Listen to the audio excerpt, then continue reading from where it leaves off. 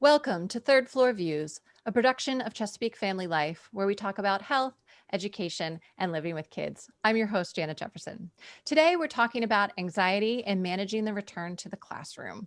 Today, we are being joined by school psychologist from the Summit School, Genevieve White, and Dr. Leslie Eget. Thank you so much to both of you for being here today.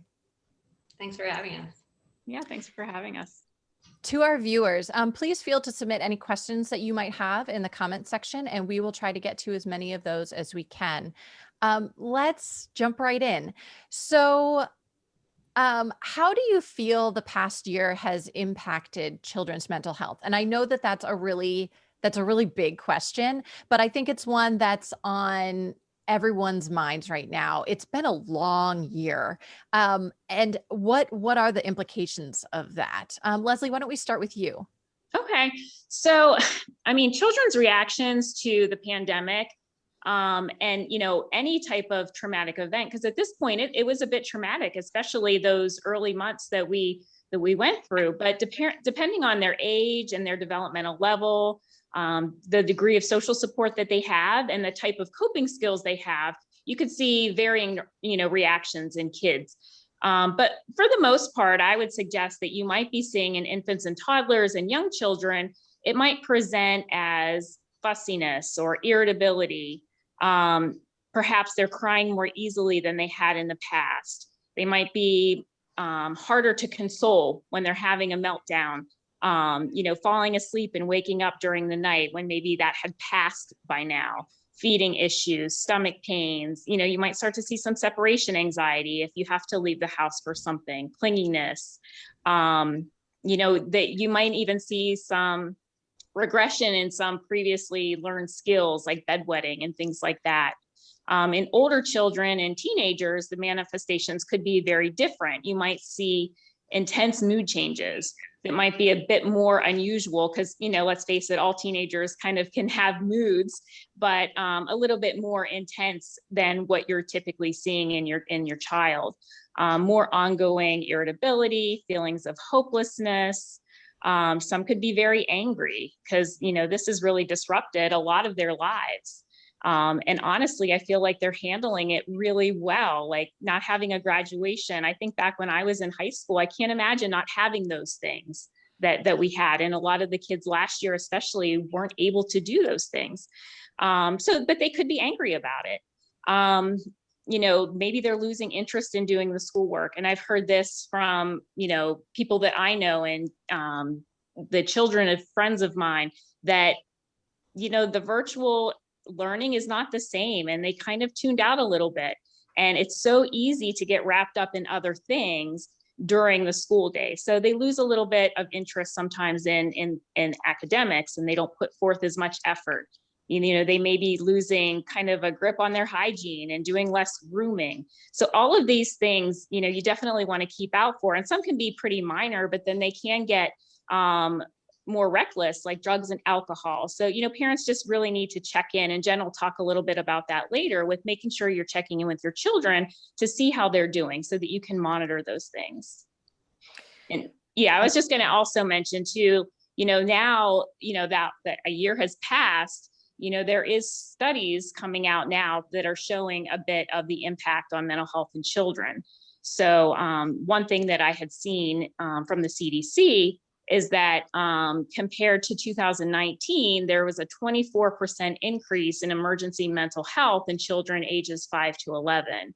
That's a big number. That's right. A huge increase. Right. And it's even higher for 12 to 17-year-olds. It's at about 34% increase from the years past. So definitely, we're starting to see that there is that impact of mental health. Teenagers are reporting, national studies have shown that, they feel like 30% more unhappy or depressed than they had in the previous year. So I think, we'll talk a lot about this, but, we need to start working on how we can kind of reverse some of these things that we're starting to see in their kids. Yeah, definitely. That's a big laundry list of symptoms that we're seeing, or Mhm. new challenges or new issues. And I think not only is it overwhelming for the kids to be living it and experiencing it, but of course it's going to be overwhelming for parents as well. Um, let's talk a little bit about why. Like, why is this happening? Obviously, it is because of the pandemic.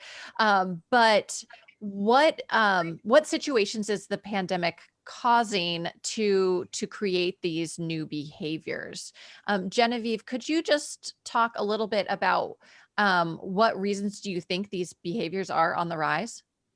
Sure. I mean, there's a wide variety of, changes that have impacted us. The schedules and routines are very different. There's a huge impact on parents and stress levels and working from home and managing that, and also their kids doing schooling at home. And there is, also the stressor of COVID related deaths, and a lot of unknown. The pandemic has given us a lot of anxiety and worry, because every day is a new day and everything keeps changing and we don't know what the future is going to hold.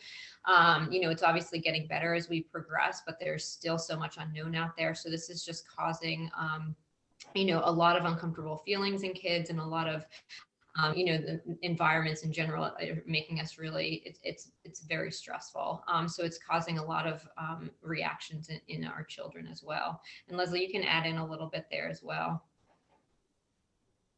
Yeah, I mean, I'm just thinking, as adults, we're feeling off balance.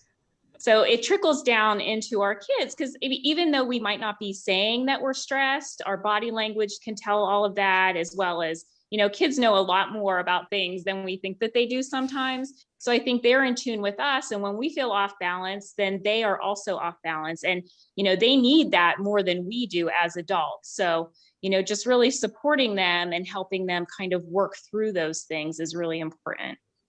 Mhm. Um, so what are some things that you can recommend to parents? I think, we, as both as school psychologists, but then also, working with students, whether they're your own or they're your students, what are some things that adults can do to make things better? I think there's only so much of, like, yes, we can put on a brave face as adults, but then we also we're in it too.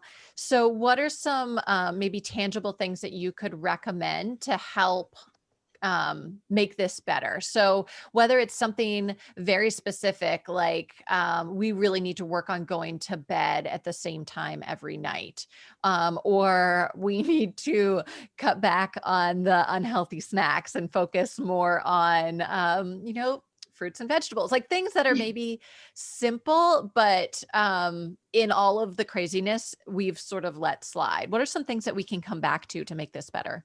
I think, I really wanted to talk about sleep a little bit, because Mm. the pandemic has really impacted our sleep and our children's sleep for a variety of different reasons. Some kids are sleeping longer. They might be, sad or depressed, or some kids are not sleeping enough because they're worried, they're having nightmares, they're getting up at night, or because their schedules are changing. So they're on devices longer. So they're going to bed later. And then that's kind of really messing up, how they're feeling the next day if they're not getting as much sleep. I was just talking with some of my elementary school students about sleep, and I'm realizing that some of them were going to bed at 11, 12 o'clock, 1 in the morning, Oh my because they gosh. were on devices. And then we're in in-person learning, and we've been so since August. And so they're still waking up at 6 or 7 o'clock in the morning. So the amount of time they've been sleeping has been cut down significantly. So they're, fatigued, and they're, they don't have good focus. And, sleep affects how much, we're storing at night, everything that we've learned during the day, we need that time that we're sleeping for it to store. So it's getting, kids are getting more frustrated because they're not remembering things. Looking at you and your child's sleep schedule, and even looking at, when you transition back to a regular routine, what that might look like, and maybe slowly starting to modify it. So you don't want to say, okay, your child's going to bed at 10. I want them to go to bed at 8, and, make that change right overnight. So maybe slowly starting to modify it by increments, or by half hours, or by just introducing more, sleep routines in the evening, taking electronics away earlier, or introducing, relaxation scripts to do. A lot of the kids are going to bed and they're worrying about things that they can't control, or they don't know that's going to happen the next day. So sometimes doing relaxation scripts or mindfulness is helpful to get them to get their thoughts and focus on, the present moment, and not have their thoughts just really worried about, what's going on. And those are strategies that will be good for any time, not just during the pandemic. So starting to introduce those now, especially in the evening hours, is going to be really helpful for them.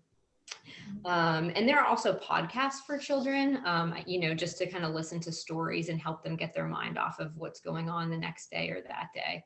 I also, checking in with your kid, as, Dr. Eget was saying, I think helping kids develop a self-awareness of their feelings. The pandemic has brought on, and for any kid, when they're feeling anxious or worried, they have a hard time understanding what that feeling is. So that can manifest itself in, anger, frustration, yelling, because they don't know what they're feeling. They're very uncomfortable. So waking up in the morning and checking in with your child, how do you feel today? And have them give you a feeling.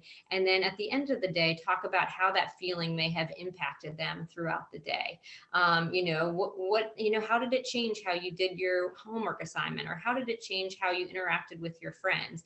And, nothing punitive. It's just a conversation about those feelings and identifying them, and how that they can impact you and your relationships is really helpful for kids, just to build some self-awareness. And then even doing some goal setting with them in the morning, give them, the pandemic has made us lose control of a lot of things, right? We have no control over, so much. So giving your kids some sense of control, like, what's a good goal for you today?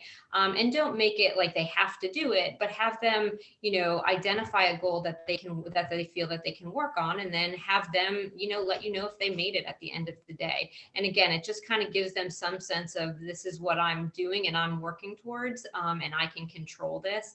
And that is really helpful too. Anywhere where you can give your child a sense of control is helpful, but also the self-awareness in kids is really good for them.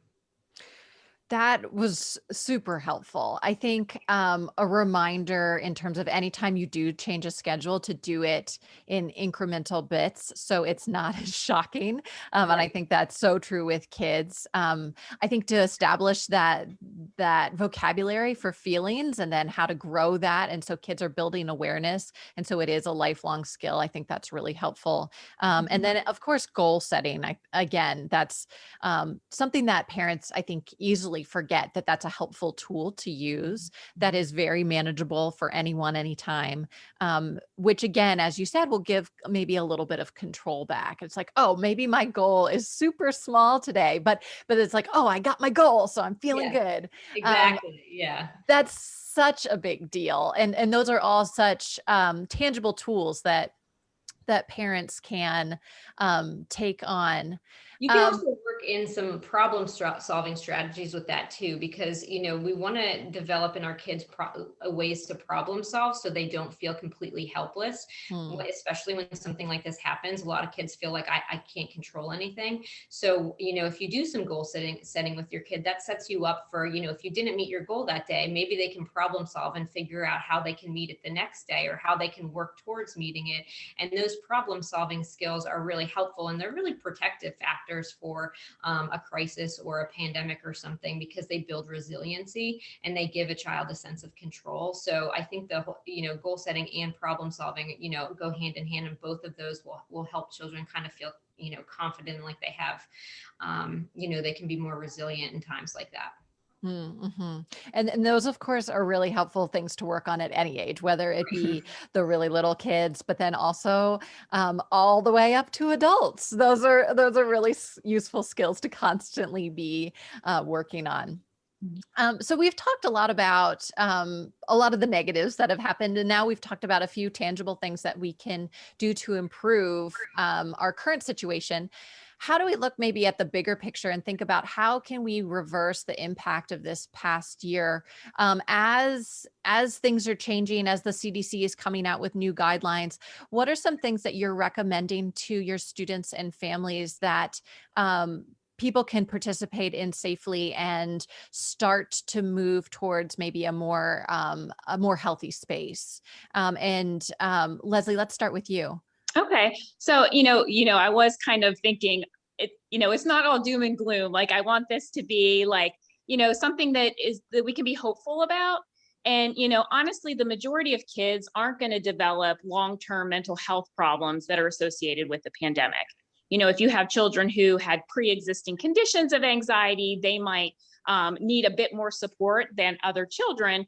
But I think once we start taking baby steps to get back to the way things used to be, I'm not saying all at once we need to jump in, but taking baby steps and as adults feeling more comfortable with taking some minimal risks. Now that adults have the opportunity to be vaccinated, the weather's getting nice, we can be outside more. I think that it's important to kind of help the kids reestablish some relationships that they've been missing over the years.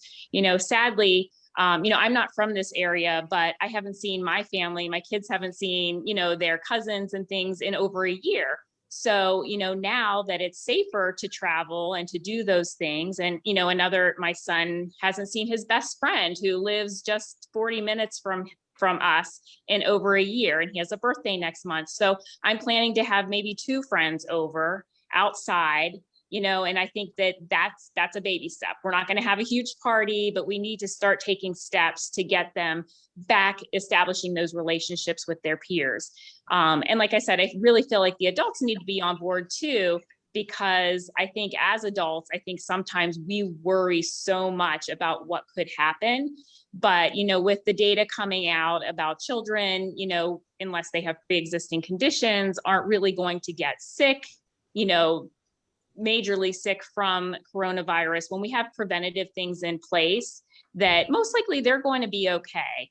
So I think we need to just start taking those baby steps to kind of get back to some sense of normalcy. Although I know it's going to take a while to get back truly, but just the baby steps. And I think socialization is a big part of that, because currently kids right now, their only means of socializing is online playing video games. And, they're doing it at all hours of the night. And I think they're really starting to crave that interaction with people in person.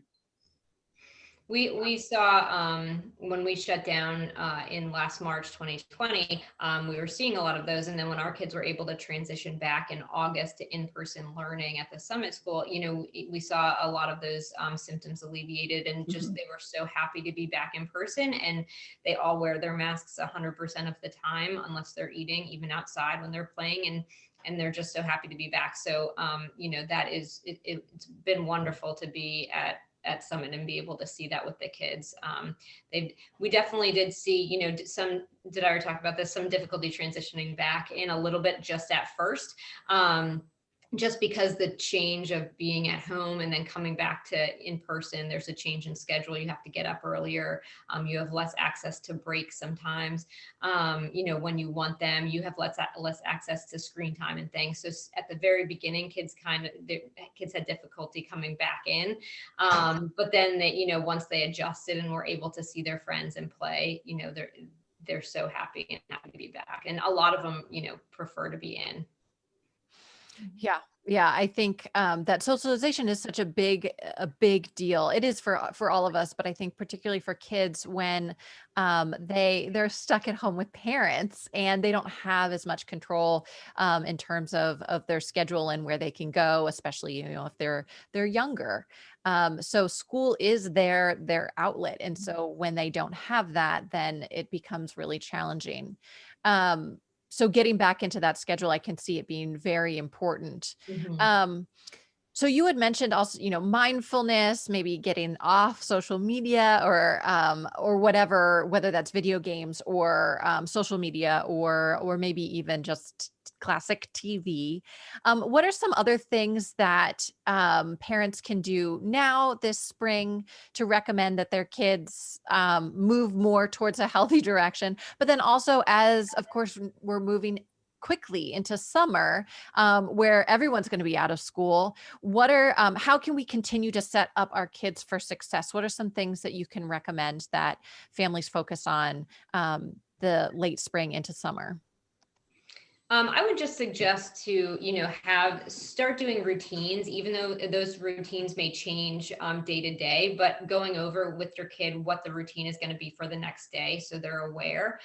If you have the same routine every day and your kid goes to camp every day, that makes it a little bit easier. But if your routines change every day, make sure you're kind of reviewing that with your child, making visuals for them. Sometimes it's hard for them to understand what they're going to do the next day, and that can cause a little bit of, anxiety, not knowing what's going to happen. So reviewing that with them, going through with them, like, giving them some, taking the conversation about, like what would you like to do, maybe giving them some sense of control there too. But I think that, and really focusing on the sleep and scheduling. I think sleep is so important. I keep going back to that, but it's impacting so many of our kids right now in so many different ways. So looking at those sleep schedules and how to get your kids, and I think mindfulness is, I always go back to that too. I love mindfulness, and I think it's really important for our kids to kind of figure out ways to de-escalate and calm themselves when they are feeling really nervous or worried or anxious. Yeah. And again, And- building those lifelong skills. I think mindfulness is something that's helpful for everyone.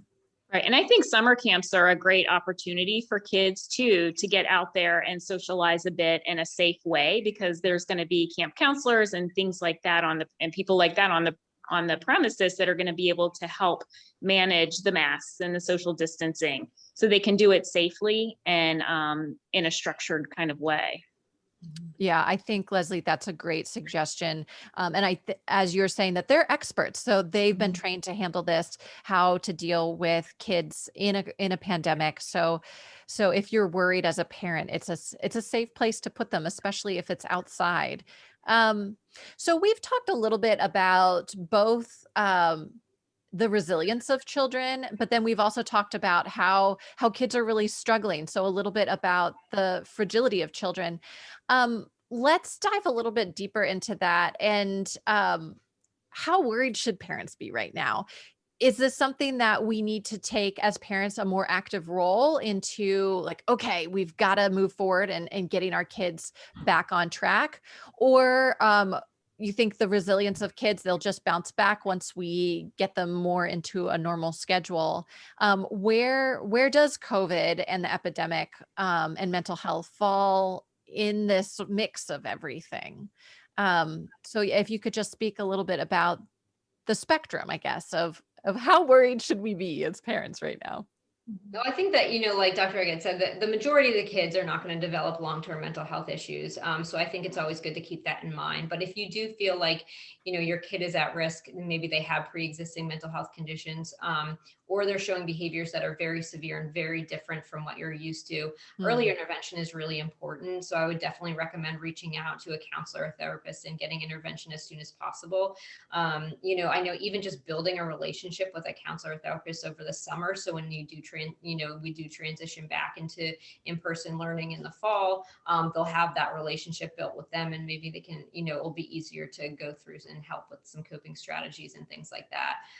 But it is a huge spectrum, and I think every parent knows their child best. But if you do have this gut feeling that something is wrong and it's not, not typical, definitely reach out. But again, with that being said, the majority of kids are, once we transition back to, more normal as the day, as the year goes on, the majority of the kids will bounce back and be okay.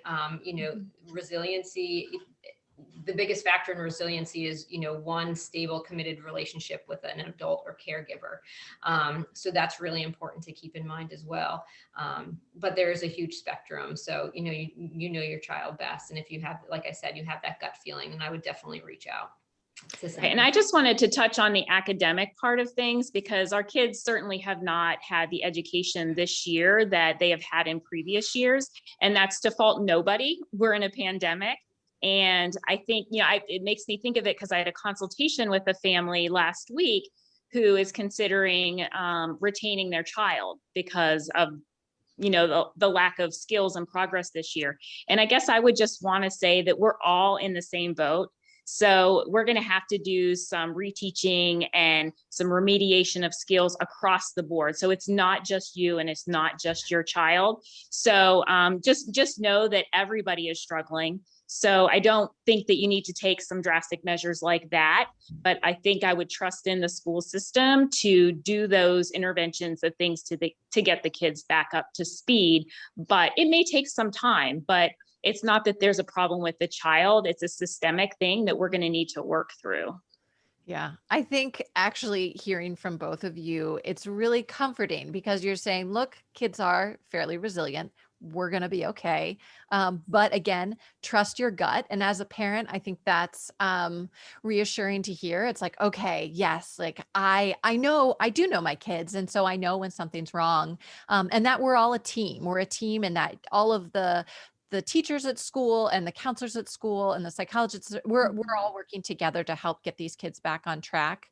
And that we're all, Leslie, like you said, we're all in this together. The pandemic didn't happen to us individually. It happened to us collectively. And I think that's a great reminder, because in these times we're feeling so isolated and we're just like, all these problems, I have all of these problems, but it's really, we have this problem, and that we're just going to figure it out together, and it's going to be okay. So I think that's a great reminder that I think a lot of anxious parents benefit from hearing. So with that, I have one more question for both of you before we end today, and it's ending on a positive note. And Genevieve, you sort of, or maybe it was Leslie, you alluded to this, that it's not all doom and gloom. So what are some maybe good things that have come of this past year? What are some positives that we can maybe even carry forward in the future? And I think, we've already talked a little bit about learning some new life skills, whether that be meditation, or making sure that we're on a healthy sleep routine. But then I would love to also hear a little bit about your experience at Summit, because you guys have been through this. You've been in person this year. So as a lot of us parents and even teachers right now are thinking, oh my gosh, how am I going to do this in person? You have done it successfully in person. So thinking about what are some positive from your experience that we can move forward into late spring, and then even probably into next fall. I can speak of, some things that we have done differently that we will probably continue to do, pandemic or not. And one of which is how we hold parent conferences. Just in meeting with parents, it's been so much nicer to do them virtually. The parents don't need to leave work to come to them. We actually have more, involvement, and it's just much easier to kind of manage, which just makes everything so much better when you're working collectively with the parents. So I think that, for one, is probably something that will continue, and we'll be able to have more meetings, because it's just so hard to fit everything in sometime with the teacher's schedule. So I know that's one thing that off the top of my head, I can't imagine us going back to the old way of doing things. Yeah, that's great. That's a great example. I know as with my daughter's school, we have done any sort of meeting has now gone virtual. And as a parent with young children, it's like, oh my gosh, this is a game changer, because I don't have to worry about a babysitter. I don't have to worry about, shuffling schedules, and both me and my partner can attend, which is like, oh my gosh, everyone's involved. This is incredible. Right. And the technology that the children have learned this year is amazing. They know way more than I know now. My elementary school and early middle school kids, they are well beyond what I know of technology. So, and our teachers have really, gone above and beyond to learn all of the new ways of doing, who knew that you could do math manipulatives with a computer? All of that hands-on stuff that we were used to doing, they've been so creative in creating new ways of doing things. So I think, the teachers, all across the United States and probably other countries have really stepped up to make it as engaging as they can. So I think some creativity, and like I said, the kids just knowing how to do technology now is just so helpful. Yeah, I think that technology piece is something that we do forget about. Genevieve, is there anything that you can think of that's sort of a positive from this experience that we can carry forward? I think the thing that I always think about with this pandemic is that I think as parents, sometimes we want to just instinctually just try and protect our children from Mm, everything, right? So we yes. don't want them to worry, we don't want them to, do have anything bad happen to them. And we were really unable to protect them from this pandemic in a way because it was so in your face, and there was this massive shutdown and you just had to see it, right? So the kids just had to have been exposed to it in some level or at some level. And I think that just the fact that we were able to work our kids through this, and build resiliency is actually a really, a good way to look at it. Like, we can work through this, and we did work through this, and we've learned some coping strategies to help deal with this. And just trying to reframe it like that is sometimes helpful because it was unavoidable. We had to go, unfortunately go through it. And but trying to reframe it like that is sometimes just helpful for me, that our kids did learn a lot of good coping strategies, Mm. in the process. So. Right. And just spending more time with your family. I think that was another big takeaway, that, families got so much more time together doing things that they probably otherwise wouldn't have been able to do. Mm. I know for my family, it's been that way. Yeah. Yeah. I think now that we're at the tail end of this, we're all like, oh, family, I've had enough. But I think that is so important to remember that Mhm. this was in some ways really, really magical, and that to have this time. And I think if we, as you mentioned, Genevieve, how to reframe that. And instead of being like, I need to not be near my family right now, think of it as like, oh, this has been a powerful experience. And to be thankful for what we have. That's a great reminder. So thank you, Leslie. Well, thank you so much to Genevieve White and Dr. Leslie Eget from Summit School. And a big special thank you for Summit School for helping us discuss some of the challenges with the pandemic and how to get back to school and into a routine in a positive and healthy way. Thank you also to all of our viewers and listeners. Make sure that you do visit ChesapeakeFamily.com for up-to-date local information on home health and living for today's Maryland parent. This episode will be archived on ChesapeakeFamily.com in both video and podcast format. I'm Janet Jefferson with Chesapeake Family Life and Third Floor Views. Thank you so much.